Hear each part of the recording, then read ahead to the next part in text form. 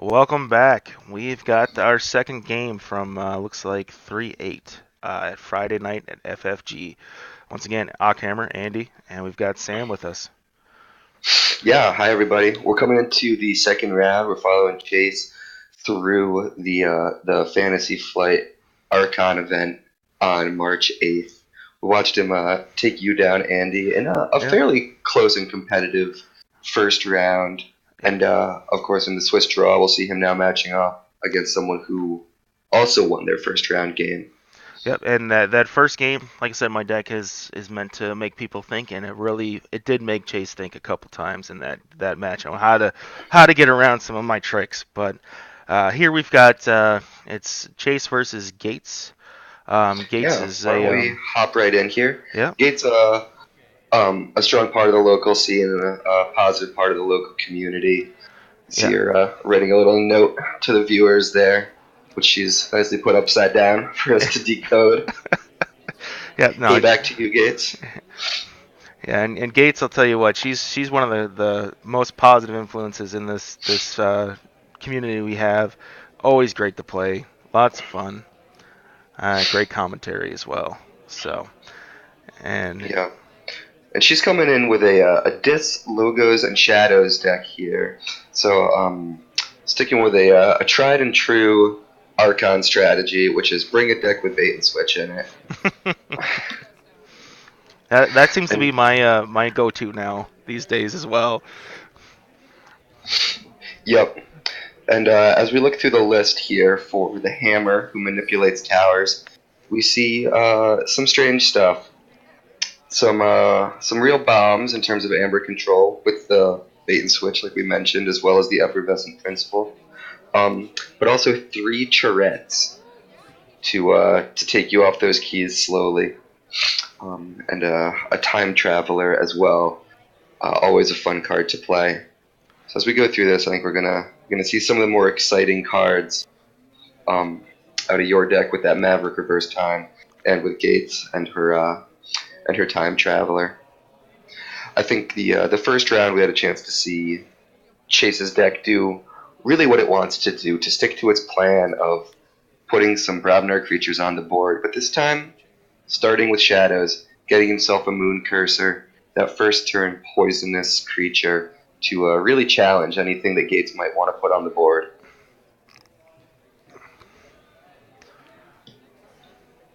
And her response, I'll play two elusive creatures. Here's how I'm going to deal with your poison. I won't let it hit me. I was saying with that bullet ice, you could just get rid of it. Yep. Oh, not for long. As they unpack the differences there between Relentless Whispers and Nerve Blast, two very similar cards. Say now, do you have to steal one? Relentless Whispers, you do not need to steal an Amber. In fact, you gain one just for playing it, stealing only if it's able to kill the creature. And there's one of those charrettes. Not quite getting full amount, but still enough to mess with your amber. And that combo right there that we just saw, the Toxin with Control of the Weak. I'm going to play a major threat like Toxin, and I'm going to say the tools you have on board, the Moon Cursor, are not going to be available to respond. Yeah. And the inspiration, Yeah, and Toxin goes gonna down. answer that very cleanly.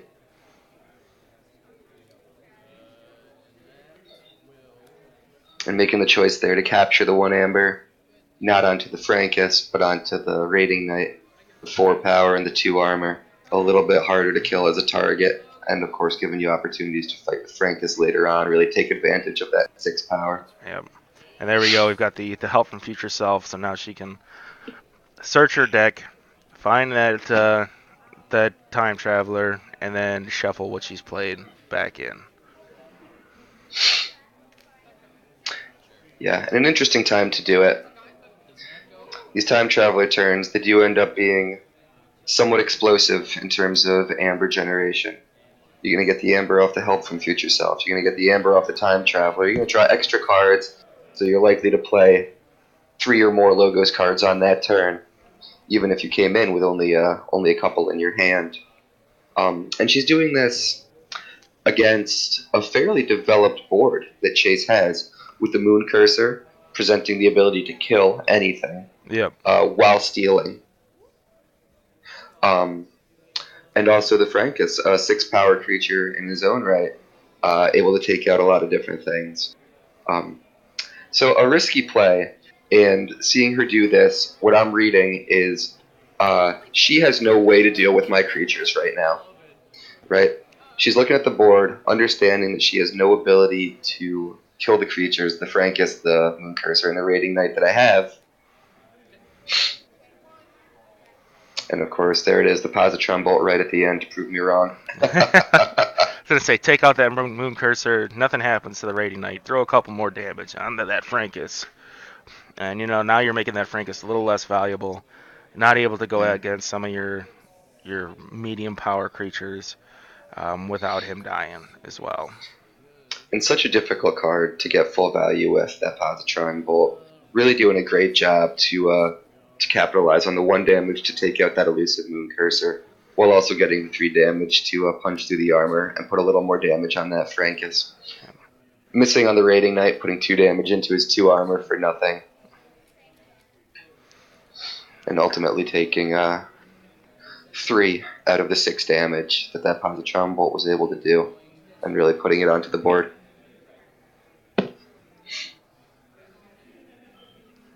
And additionally, in this turn, developing a Mother, developing a Quixo the Adventurer. Putting other threats out there that may keep them away from the whole Time Traveler, killing out the Time Traveler on this one. Sure. And what we know about Chase is that he wants to control the board so that he can reap with his Bravnar creatures. We know that is his primary win condition with this deck. And not a bad play to say, I'm going to put 3 big creatures on the board with the Mother, the Time Traveler, and the Quixo. And I'm going to force you to respond to those. Force them to respond to the board rather than respond to your Amber. And of course, with the Bumpsy and the War Drummer on this turn, Chase able to respond to both the board and the Amber. A lot of power, not even in using those Bravnar creatures, but simply in putting them on the board. Yeah, because we had a Hebe the Huge come out and lay down 2 damage on everything that's not damaged. So that's where the Time Traveler went down. And Gates also doing one of the massive legal no-nos, is using dice for damage. Sure enough, what a rebel. Yeah. Under their own noses right there at the Fantasy Flight Center. An interesting choice here, as she bounces the Bumpsy and the War Drummer and the Hebe. Powerful play effect back into Chase's hand. Yeah, the one thing is, it's gonna force him into trying to reestablish his board. But like I said, it's kind of an odd move. And I can see peeking out of her hand there, the Control the Weak. Yep. To say, I know you've got all that, Bravnar. I don't want to see it. Let's see what she asks him to play.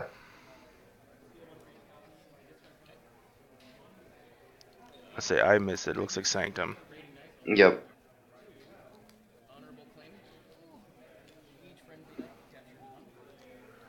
And that's a new one that we haven't seen out of this deck yet. The Honorable Claim, allowing each friendly knight to capture one, just for sitting on the board.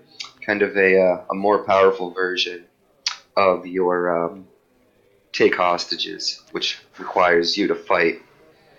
Yeah, this way you don't have to take any damage. You just automatically get them. In a very slow game so far, as we've seen a lot of Amber captured, a lot of Amber destroyed with those multiple Bumpsy plays. And Gates finding herself now in the same position that she was in before. I cannot kill these knights. I have a handful of creatures, and I know that I'm about to get run over by this Bravnar train. But she's going to choose to play Sanctum. Stealing the Amber from Chase. Putting 2 damage to punch through the Raiding Knight's armor.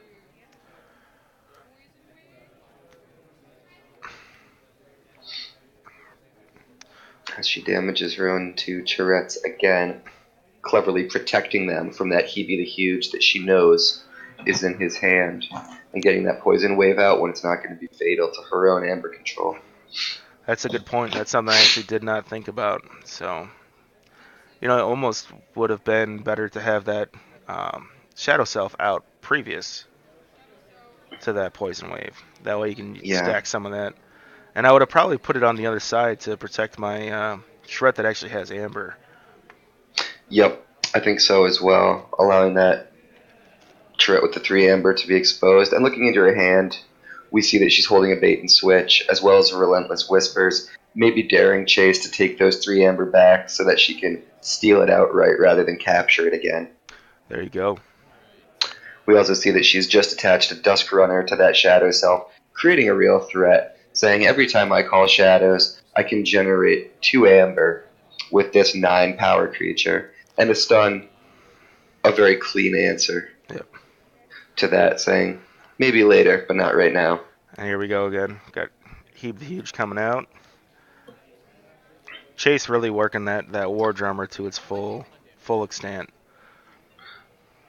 And Kate's thinking that would kill off her turrets, maybe giving her a little bit too much credit on that poison wave play.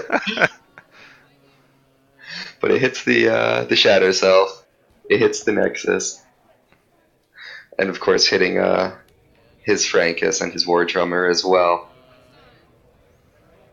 And that War Drummer really creating opportunities for some massive Bravnar plays, as Bumpsy has taken away 2 amber on this turn. Smash has stunned 2 creatures on this turn, really slamming shut the door that she worked so hard to open on her last turn with those clever Shadows moves.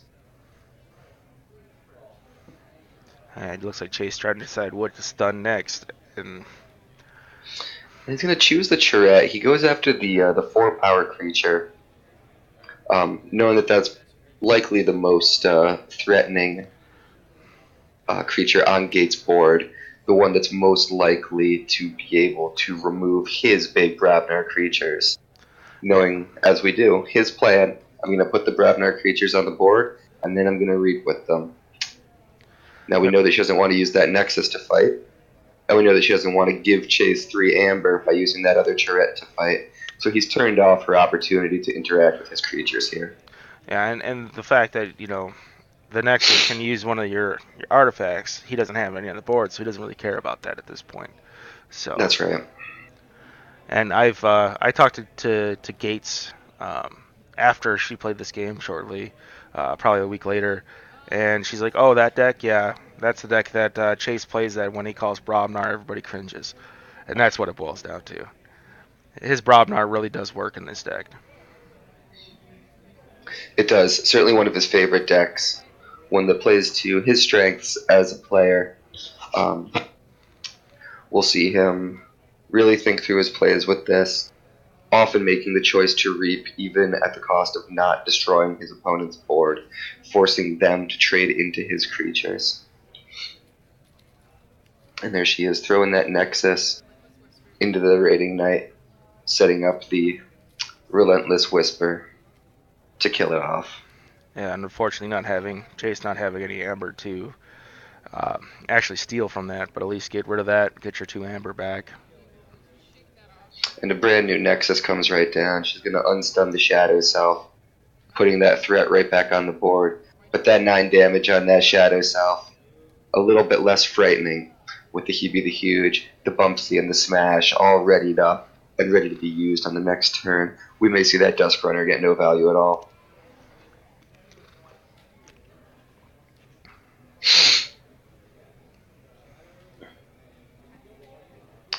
And Gates, of course, playing a deck that does lean heavily on 2 passive effect artifacts, one being the Annihilation Ritual, which will allow her to purge some of those troublesome Brobnar creatures from Chase, some of those Grenade Snips, Bumpsy's Smash, as well as the Speed Sigil, which will allow her to interact with his creatures immediately after coming into play. And that early Time Traveler play, taking half of her deck that we knew did not have those artifacts, shuffling it back in, making it a little bit harder to find those two important cards.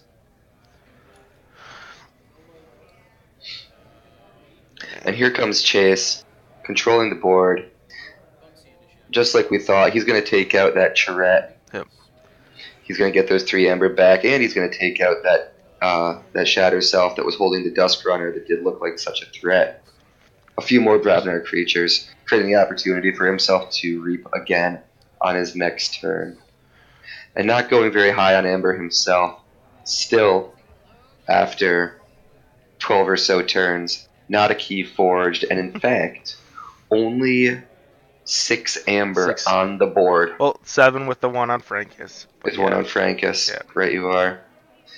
Oh, And Gates, of course, we know holding an Effervescent Principle in her shadows, one of the few ways to actually remove Amber from play, not to capture or to steal, but simply destroy. And it looks like she just archived her bait switch, which is actually a good card to archive. That way it doesn't eat up a hole in your hand slot, and you can use it whenever you need it. Yeah, we've seen her holding that just about the entire game at this point. And as we see Chase lean further and further into his Bravnar approach, we're going to see him generating 5 or more Amber each turn.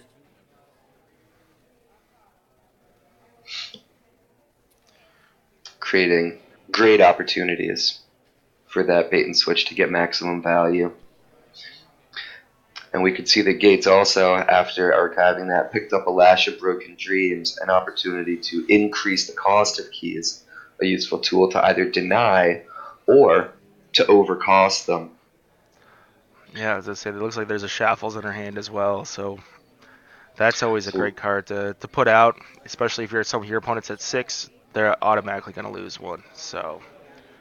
And we may see on this turn her keeping Chase off a key once again, as she pushes that Amber total from him higher and higher, knowing that she has the ultimate answer to it sitting in her archives.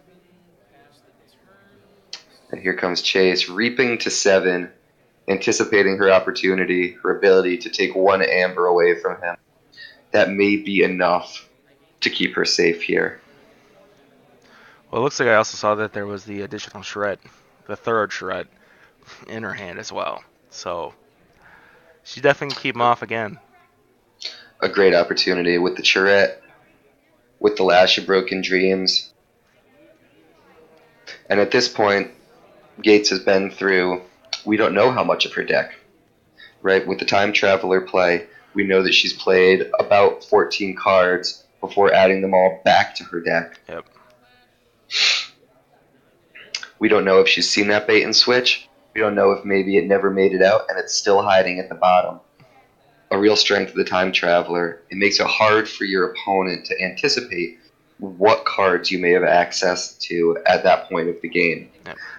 Typically at this point we would expect someone to have pulled all of the cards through their deck. We can see that Chase, even a slow-moving deck like his, has something like 8 to 10 cards left in the deck. He's about 2/3 of the way through. Gates, of course, it's still quite full over there. Hard to know. Is she going to have that bait and switch if I go big?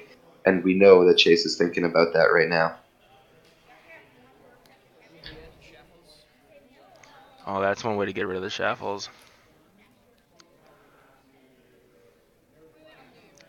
But with the additional powers tokens on there, from the Flame Wreath, is that just considered a power 3 or lower?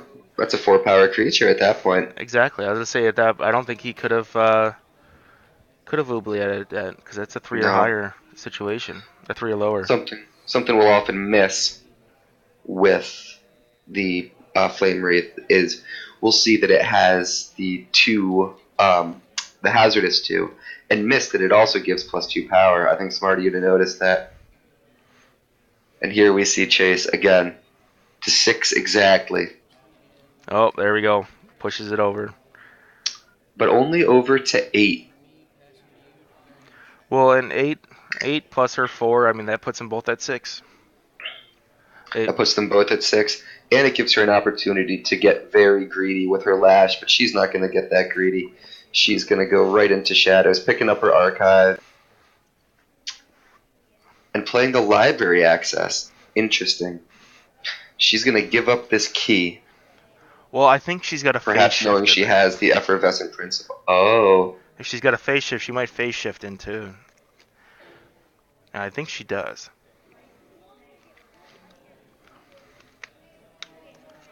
any opportunity to play those heavy control, board control, amber control cards out of turn can be simply devastating, and a great tool that Logos has. Yeah, and there's that phase shift.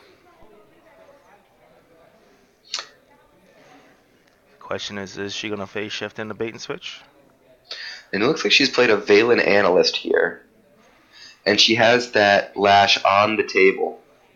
So really a threatening card there, allowing her to use the lash to overcost his keys while gaining amber herself.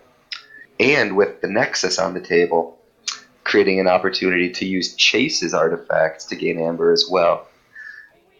That's With the true. Bat Drone, she's controlled his amber, she's generated some of her own, and she's put some must-kill creatures on the board. And so here we are. This is the first key that's been forged. We're, I don't know, what are we, like 17, 18 minutes into the round? It feels like it's been hours. A lot of back and forth here. And looks like Chase or Gates is also sitting at a 6 right now.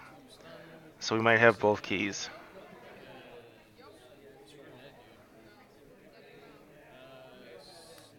And a grenade snip as well.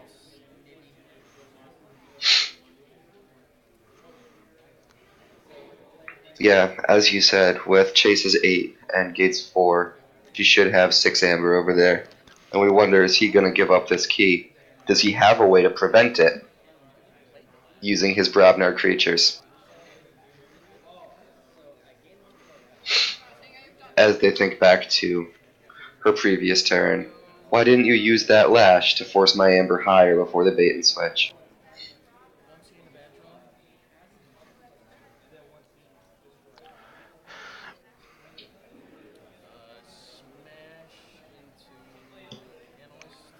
Yep.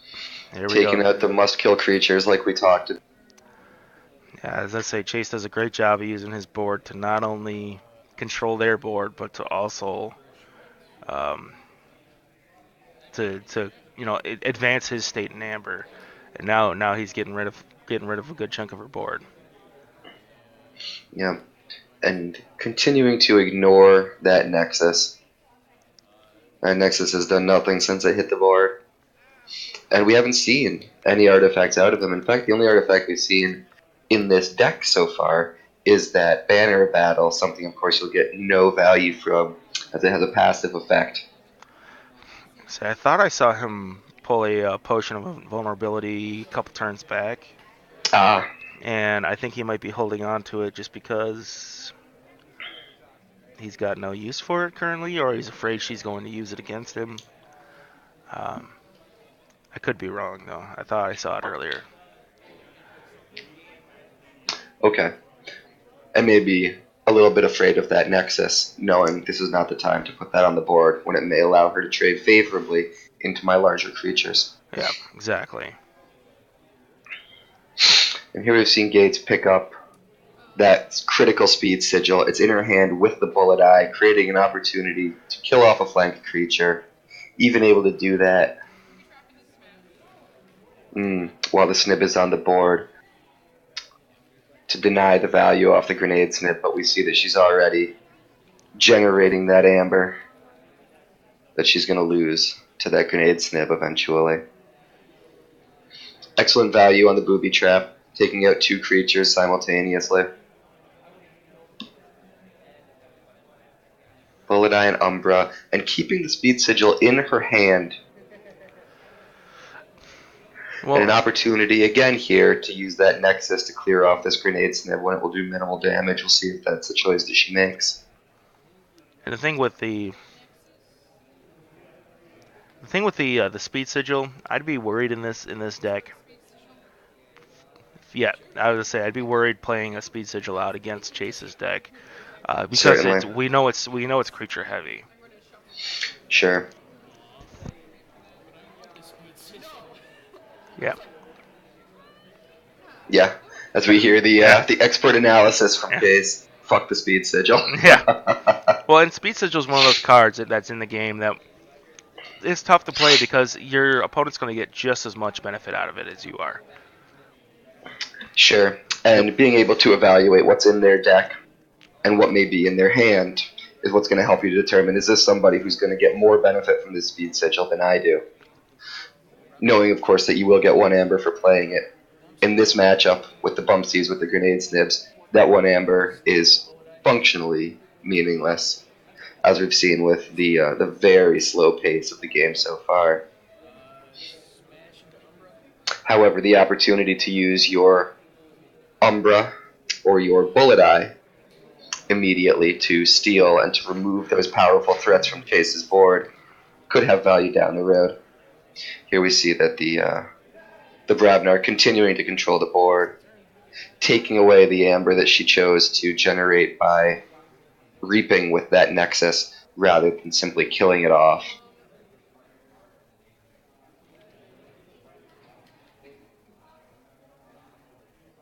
And can you see what's on the back of Chase's sleeves here? It's I'm purple and orange. I can't tell what's going on there. I'm pretty It's sure like it's a dragon of some sort. a dragon. I was Yeah. thinking like an evil monkey, but yours makes more sense. I'm pretty sure. I think these are the dragon sleeve, or dragon shield art sleeves that he's got. Yeah, I can see that now. Yeah, basically, whenever he pulls out a deck and it's got art sleeves on it, you know you're in trouble. He is a player who you can trust to invest himself Oh, and uh, financially yeah, in his favorite creatures and decks. we've got a little bit of an error here. Um, I believe Chase thought that was Hysteria, bringing all the cards back to his hand. Yep. So he started pulling damage, and I don't think the damage gets put out right because I think that smash should be. Um, I can see that he's got, I think, 2 damage, or maybe 4 damage on the smash. 1 on the Frankus, which I think is correct. Of course, it's difficult to know with Chase's counters what damage is what. While Gates is using dice in a clear violation of the rules. see, there's that We potion see of that. vulnerability. There it is. You called it. Yeah. Yeah, those dice are very legible. The tokens, I can never remember with Chase which ones are amber, which ones are 3 damage, 1 damage, which ones are power. They're just different colors. Well, and I think he has some that are handwritten on that have the. I just don't think we can pick them out from here. No, I don't think we'll spot them from this height, will we? No, I don't think so. We're too far up. Let's see.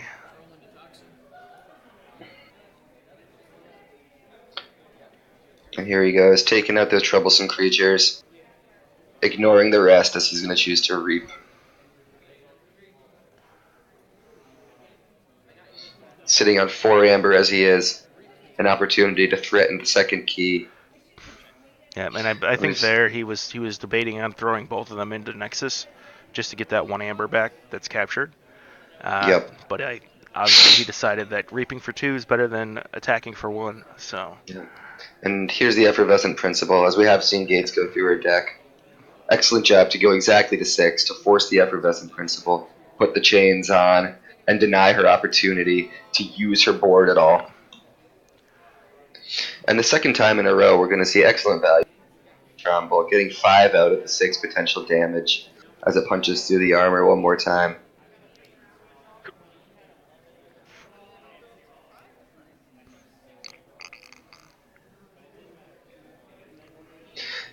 And while she was able to get some damage onto the board, deny the key, not advancing her own board state very meaningfully, we haven't seen a willingness from her to call Logos, and that Doc Bookton, even though it is at 5 power, with a somewhat relevant reap effect, is not appearing especially threatening here, as we've seen such an unwillingness from her to call Logos 2 turns in a row.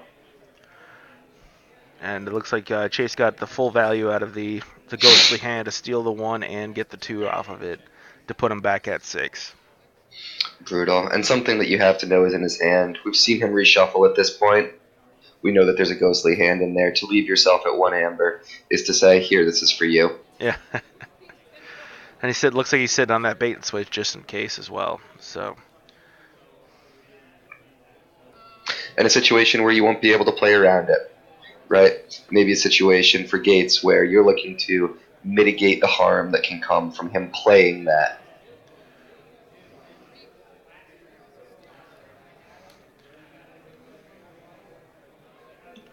And here she'll again keep him off of the key.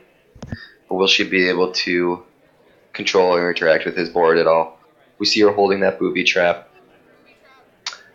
And she's going to opt to use that to take out the Frankus, which it won't even fully do, rather than to damage the smash and take out the Moon Cursor. So she's going to allow him the opportunity to steal that right back, but of course we see that Poison Wave sitting in her hand. Here it comes to finally answer that board from Chase. We'll see. Maybe that she wanted to throw the damage down, knowing the Moon Cursor was going away anyway. Yep. Doing some excellent damage math there to really maximize what he's able to take off the board in this turn. That Frankus, who has played, I think, the very first turn of the game, he was bounced by that Hysteria, came right back down the next turn, finally hits the discard pile after about 20 minutes.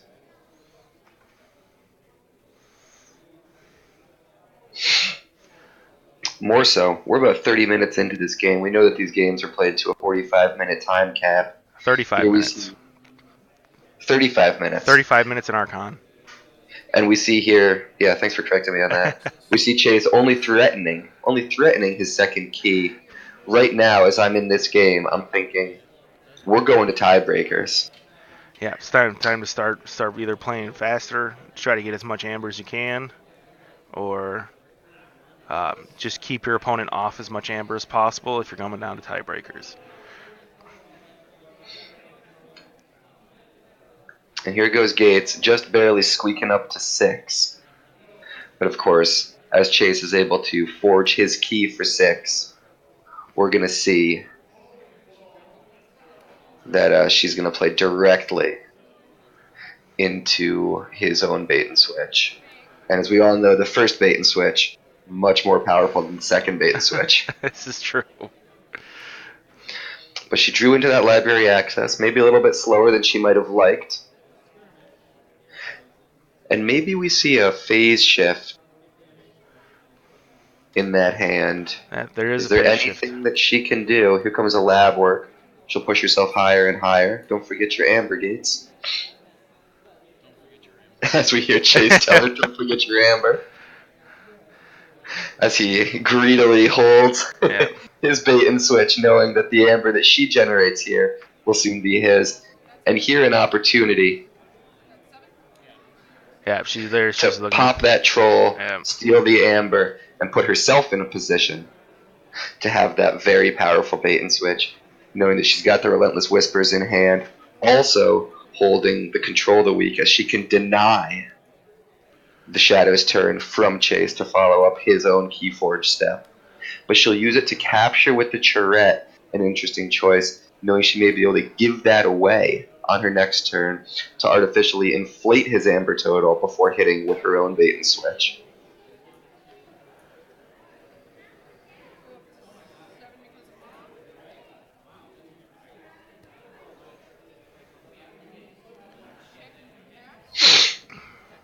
Gates threatening, taking Chase off a key once again. It's getting more and more back and forth. And it looks like she's at 8 currently, so... And there goes. Chase is shuffling that bait and switch to the front.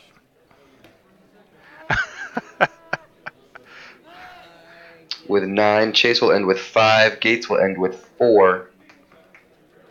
So another turn in which we will not see a key forged.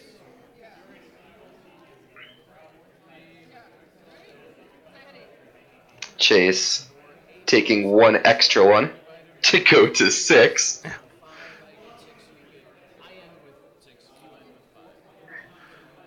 Some creative math there. They got there in the end. Chase trying to convince Gates over here that 6 5 makes 9. Oh, and there goes steal another with that Relentless Whisper.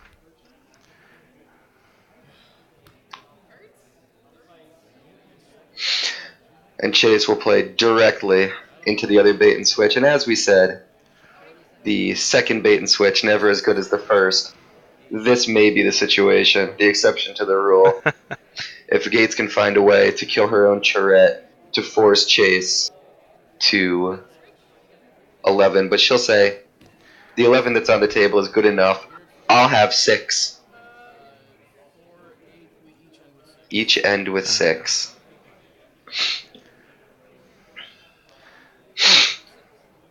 And hopefully is that white one worth 2? Yeah, it is worth 2. Yeah, she uses, I think, old Netrunner tokens. Gotcha. The whites are 2, the blacks are 1. I've been thinking that these were buttons. Yeah, they're Netrunner tokens. Netrunner tokens, gotcha. Yeah, I guess she was really big into Netrunner for a while. So sure. I thought buttons were a really cool, crafty way to manage that. And here we see that someone has finally been able to take the chase. It only took 35 minutes of play, but she is finally taking control of the board. And what we know is that Chase does not have a way to interact with multiple creatures on the same turn, especially without a turn, without an established board. Yep. His Brobnar has been destroyed, but he will be able to keep her off the key once again and again threaten himself.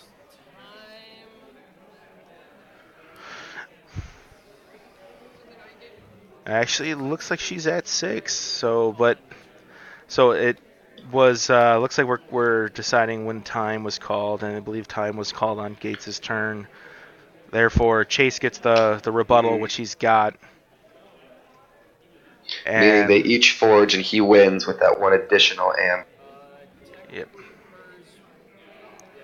As they talk about it with the judge. Yep. So he says this is the final turn of the game. We each forge at 6. Yep. And despite taking the board, taking firm control of this game, Gates will lose by the single amber that she was not able to steal as we go to tiebreakers.